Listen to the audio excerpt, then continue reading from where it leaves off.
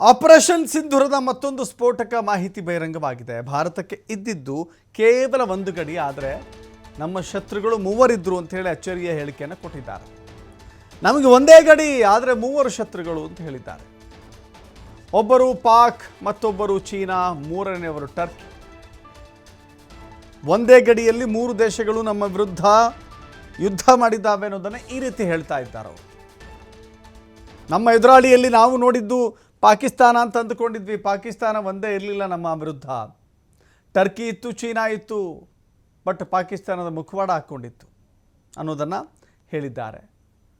ಸೇನಾ ಉಪಮುಖ್ಯಸ್ಥ lieutenant general Rahul Singh ಈ ಹೇಳಿಕೆಯನ್ನು ಕೊಟ್ಟಿದ್ದಾರೆ. ಇದು ಅಚ್ಚರಿಯ ಹೇಳಿಕೆ. ಹಾಗಾದರೆ ರಾಹುಲ್ ಸಿಂಗ್ ಏನು ಹೇಳಿದ್ದಾರೆ ಅನ್ನೋದನ್ನು ನೋಡೋಣ.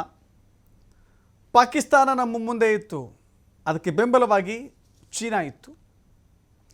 ಪಾಕ್ ಸೇನೆಗೆ ಚೀನಾ 81% 81% ಶಸ್ತ್ರಾಸ್ತ್ರವನ್ನು ಪೂರೈಕೆ ಮಾಡಿತ್ತು. ಅಲ್ಲಿಗೆ ಚೀನಾ ಜೊತೆಗೆ ಸೇರಿಕೊಂಡು ಪಾಕಿಸ್ತಾನ ಅಥವಾ ಪಾಕಿಸ್ತಾನದ ಜೊತೆ ಸೇರಿಕೊಂಡು ಚೀನಾ ನಮ್ಮ ಮೇಲೆ ಯುದ್ಧ ಮಾಡಿದೆ ಅನ್ನೋ ರೀತಿಯಲ್ಲಿ ಆ ಶಸ್ತ್ರಾಸ್ತ್ರಗಳು ಹೇಗೆ ಕೆಲಸ ಮಾಡ್ತವೆ ಅಂತ ಪ್ರಯೋಗ ಮಾಡ್ತಾ ಇತ್ತು. ಭಾರತವನ್ನು ಚೀನಾ ಶಸ್ತ್ರಾಸ್ತ್ರ ಪ್ರಯೋಗಾಲಯಕ್ಕೆ ಒಂದು ರೀತಿ ಪ್ರಯೋಗಾಲಯದ ವೇದಿಕೆಯನ್ನಾಗಿ ಬಳಸಿಕೊಂಡಿದೆ. ಭಾರತವನ್ನು ಚೀನಾ ತನ್ನ ಶಸ್ತ್ರಾಸ್ತ್ರಗಳ ಪರೀಕ್ಷೆಗೆ ಪ್ರಯೋಗಾಲಯದ ರೀತಿ ಬಳಸಿಕೊಂಡಿದೆ. ನಮ್ಮ ಪ್ರತಿ ಹೆಜ್ಜೆಯ ಮಾಹಿತಿಗಳನ್ನು ಕೂಡ ಪಾಕಿಸ್ತಾನಕ್ಕೆ ಚೀನಾ ನೀಡ್ತಾ ಇತ್ತು. ಇನ್ನು ಟರ್ಕಿ ಕೂಡ ಇದರಲ್ಲಿ ಸೇರಿಕೊಂಡಿತ್ತು ಅನ್ನೋದನ್ನು ಹೇಳಿದ್ದಾರೆ.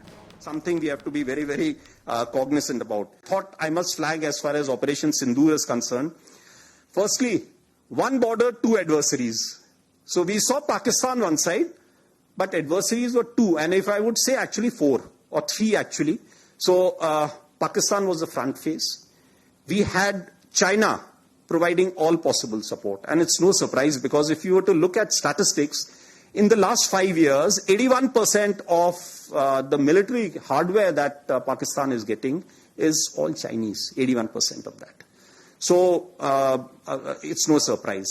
And China, of course, the good old dictum, killed by a borrowed knife, 36 stratagems that China talks about, killed by a borrowed knife. So he would rather use the neighbor to cause pain than getting involved in the mud-slinging match on the northern border. So that is what he's seen.